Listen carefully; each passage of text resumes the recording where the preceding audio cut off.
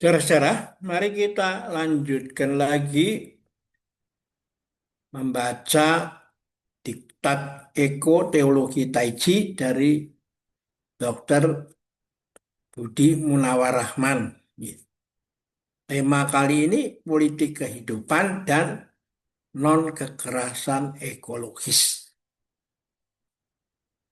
Nah, sebelumnya saya ingin sedikit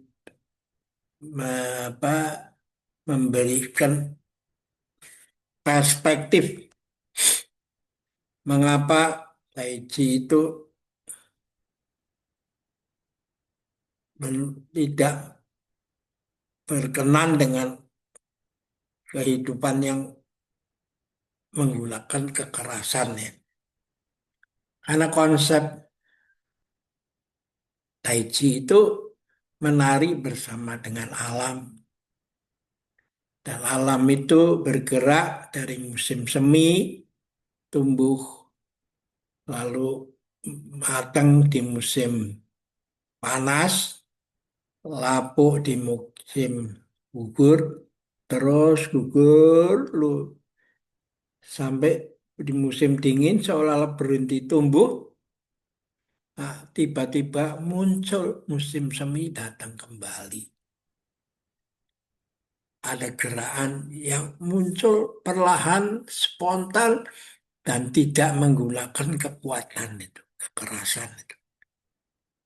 Yang lama ditinggalkan, yang baru diperkenalkan. Prinsipnya adalah cahaya yang cemerlang, yang selama ini ditekan, setelah musim summer itu panas, ditekan mulai dari musim gugur sampai di musim dingin, lalu tiba-tiba muncul musim semi yang baru.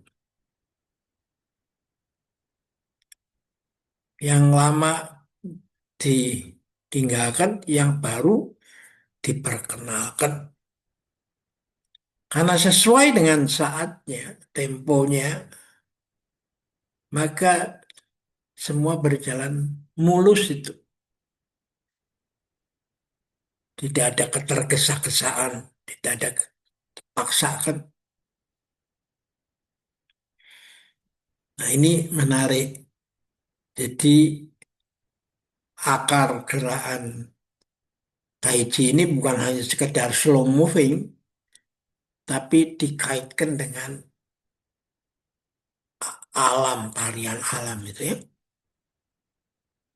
Nah, kita coba bagaimana Pak Budi Munawar itu memandang itu dalam perspektif non kekerasan ekologis ya.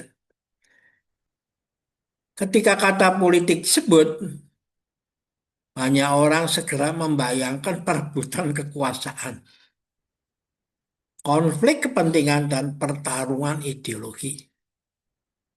Politik diasosiasikan dengan kebisingan, pertentangan, dan seringkali kekerasan, baik yang nampak maupun yang tersembunyi. Dalam bayangan ini, spiritualitas dan praktek kontemplatif seperti Tai Chi tampak jauh dan tidak relevan. Nah, sekarang kan kelihatan tuh, introduksi tadi itu tuh. Namun, ekoteologi Taiji justru memulai dari keyakinan sebaliknya bahwa krisis ekologis adalah krisis politik yang paling dalam dan bahwa politik kehidupan membutuhkan fondasi spiritual yang berbeda dari logika kekuasaan dan dominasi itu. Politik kehidupan adalah cara mengatur kehidupan bersama dengan menjadikan keberlangsungan dan martabat kehidupan sebagai pusat pertimbangan. Ia berbeda dari politik kekuasaan yang menempatkan kemenangan dan kontrol sebagai tujuan utama. Nah, ini kan sama dengan teori Darwin pada saat awal, toh, survival of the fittest gitu ya. Dalam politik kehidupan, pertanyaan mendasar ya bukan siapa menang, melainkan kehidupan siapa yang dilindungi, dirawat dan dimungkinkan untuk tumbuh. Krisis ekologis menunjukkan dengan gamblang bahwa politik kekuasaan telah gagal menjawab pertanyaan ini. Pertumbuhan ekonomi yang dikejar tanpa batas justru menggerogoti fondasi kehidupan itu sendiri. Non-kekerasan ekologis muncul sebagai respon terhadap kegagalan tersebut. Non-kekerasan di sini tidak hanya berarti ketiadaan kekerasan fisik, tapi juga penolakan terhadap kekerasan struktural yang merusak ekosistem, komunitas, dan generasi mendatang. Kekerasan ekologis sering bersifat legal dan sistemik. Ia tersembunyi dalam kebijakan kontrak dan mekanisme pasar. Oleh karena itu, non-kekerasan ekologi menuntut kesadaran yang tajam dan keberanian moral yang berkelanjutan. Tai Chi sebagai praktek tubuh yang menolak dominasi menawarkan paradigma politik yang berbeda. Dalam Tai Chi, kekuatan tidak digunakan menghancurkan lawan, tapi untuk merespon, menyerap, dan mengalihkan energi tanpa melukai. Ini penting ya. Prinsip ini memiliki resonansi politik yang mendalam. Ia mengajarkan bahwa perubahan tidak harus lahir dari konfrontasi destruktif, tetapi dapat tumbuh dari transformasi relasional yang sabar dan konsisten. Nah, biarlah Anda kegaduhan kita dengan podcast-podcast itu ya, semua kan pada menunjukkan superioritas egonya sendiri kan. Dalam Taoisme, kekuasaan yang sejati tidak bersifat memaksa. Lao Tzu menulis bahwa pemimpin terbaik adalah mereka yang hampir tidak terasa keberadaannya. Sehingga ketika pekerjaan selesai, orang berkata, kami melakukannya sendiri. Nah, ini penting ini. Dia hanya motivator aja. Ya. Dan lalu mengatakan, oh ini kerjaan lu, kerjaan kamu, bukan kerjaan gua. Begitu rendah hatinya dia ya. Pandangan ini memang model kepemimpinan modern yang sering bergantung pada kontrol dan visibilitas. Jadi menantang model kepemimpinan modern yang sering bergantung pada kontrol dan visibilitas. Politik kehidupan yang diinspirasi Tai Chi mengedepankan fasilitasi, bukan dominasi. Pemeliharaan, bukan pemaksaan. Non-kekerasan ekologis juga berakar pada pengakuan bahwa kekerasan terhadap alam pada akhirnya adalah kekerasan terhadap manusia sendiri. Racun di sungai kembali ke tubuh manusia melalui air dan makanan. Perubahan iklim memukul paling keras mereka yang paling rentan. Dalam terang ini, non-kekuasaan ekologis bukan sikap idealis, tapi kebutuhan realistis untuk bertahan hidup bersama. Kalau terus pakai kekerasan, semua hancur itu. Hannah Arendt membedakan kekuasaan dan dari kekerasan dan menegaskan bahwa kekerasan muncul ketika kekuasaan kehilangan legitimasi. Krisis ekologis dapat dibaca sebagai tanda bahwa tatanan politik global kehilangan legitimasi moralnya.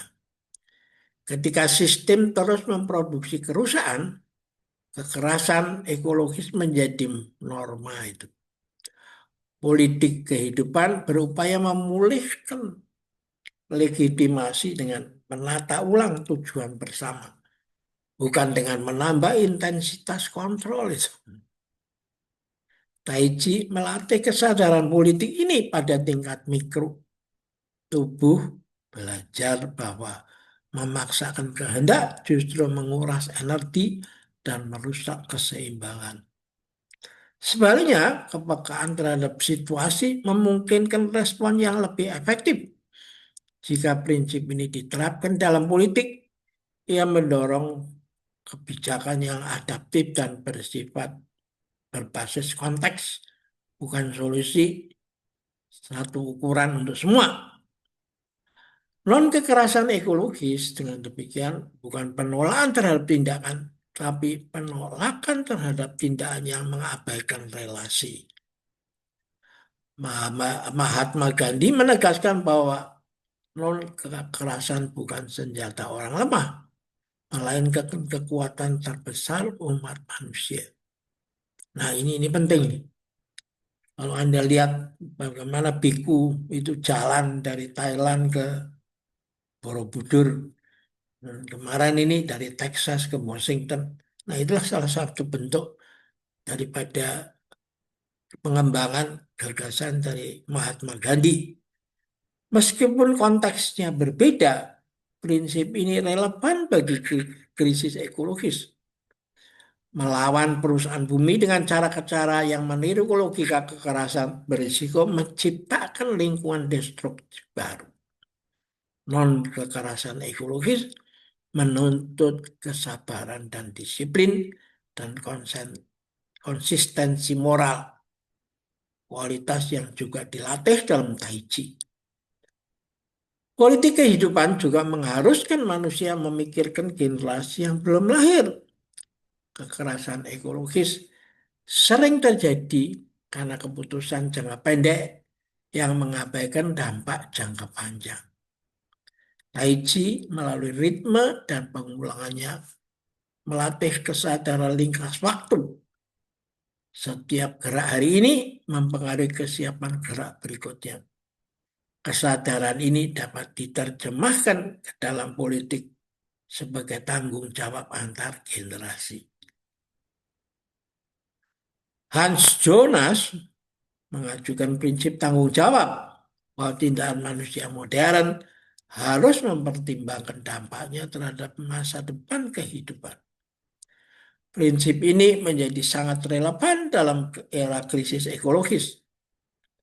Politik kehidupan yang diinspirasi ekoteologi Tai Chi mengambil prinsip ini bukan sebagai aturan abstrak, tetapi sebagai disposisi batin yang dilalui melalui praktek tubuh.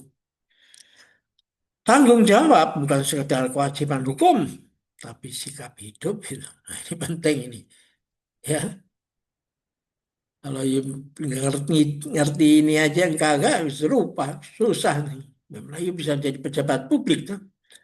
Non-kekerasan ekologis juga menuntut perubahan cara berkonflik. Konflik kepentingan tidak dapat dihindari dalam masyarakat plural. Namun era konflik dikelola menentukan apakah dia menjadi destruktif atau transformatif. Tai Chi mengajarkan cara menghadapi tekanan tanpa melawan secara frontal. Tekanan diterima, dipahami, lalu diarahkan ke tempat yang tidak merusak. Dalam politik, ini berarti membuka ruang dialog yang jujur, mengakui perbedaan, dan mencari solusi yang tidak mengorbankan kehidupan yang paling rentan itu. Chantal Mouffe menekankan pentingnya mengelola konflik secara ag- ag- agonistik, bukan antagonistik, ya, sehingga perbedaan tidak berubah menjadi permusuhan. Non-kekerasan ekologis sejalan dengan gagasan ini. Ia tidak menghapus konflik, tapi menolak dehumanisasi.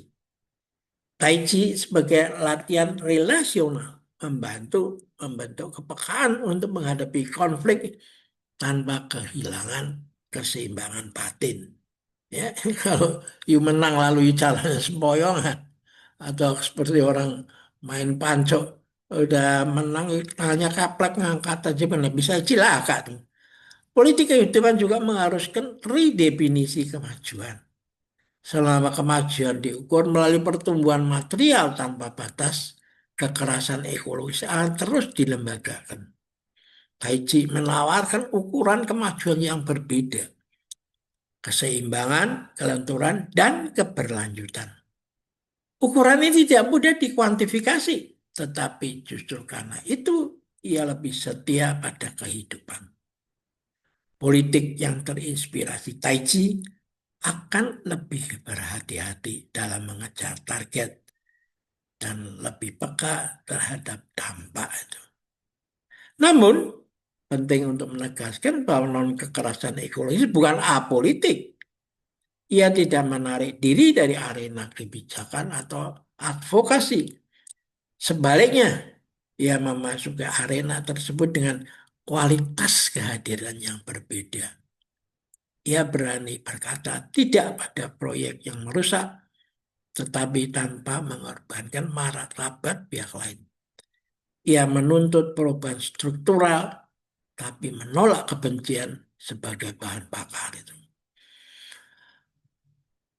Michel Foucault mengingatkan bahwa kekerasan selalu hadir dalam relasi dan bahwa perlawanan sejati menuntut kesadaran akan cara kekuasaan bekerja.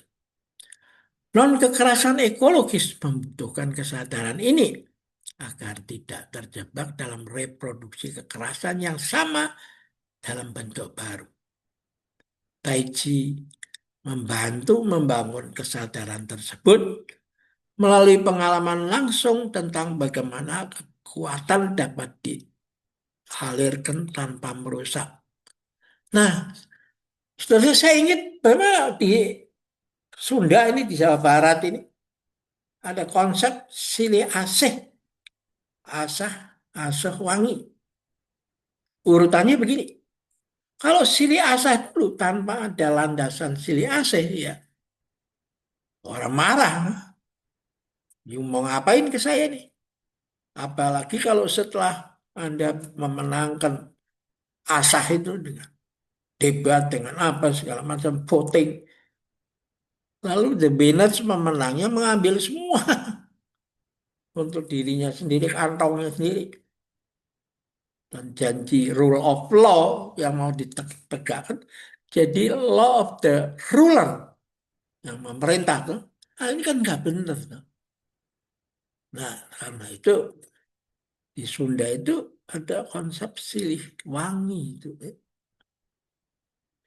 Jadi non kekerasan ekologis membutuhkan kesadaran ini agar tidak terjebak dalam reproduksi kekerasan yang sama dalam bentuk baru. Tai Chi membantu membangun kesadaran tersebut melalui pengalaman langsung tentang bagaimana kekuatan dapat dialirkan tanpa merusak.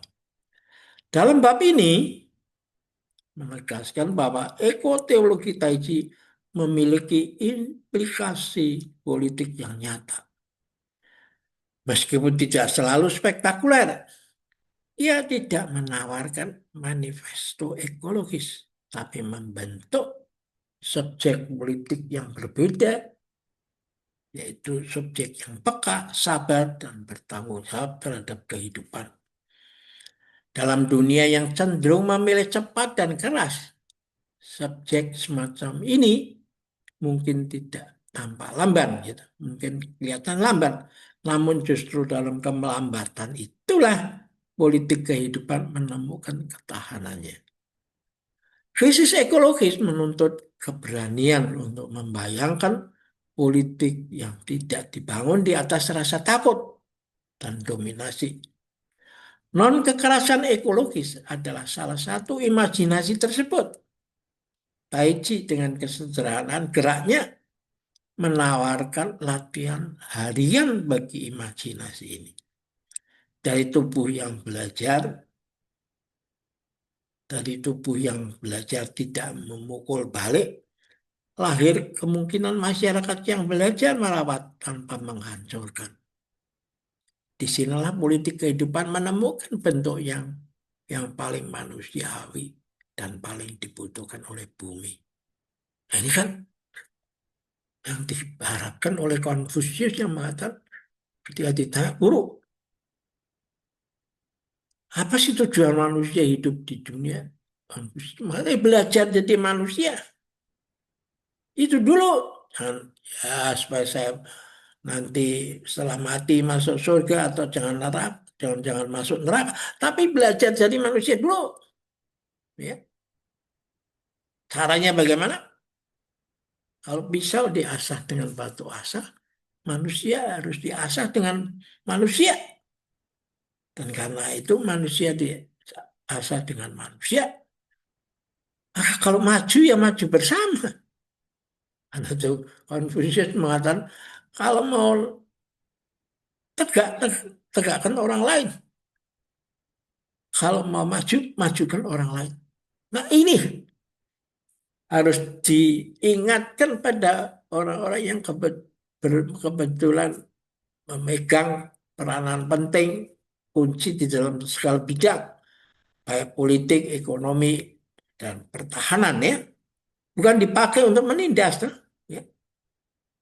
Nah, sekarang kita masuk dalam daftar pustaka ini. Ya, kembali saya melihat ini daftar pustaka yang kalau saya suruh mengumpulkan sendiri dan menyimpulkan sendiri ya saya lah, udah habis waktu ya. Nggak bisa cukup untuk membahas ini. Gitu. Nah, karena itu syukur Allah, Alhamdulillah Mas Tapung mempertemukan Budi Munawar, Rahman, dan memberikan pada saya masukan yang luar biasa pentingnya buat pengembangan Tai Chi ke depan. Oke, sampai jumpa lagi dalam pertemuan berikutnya.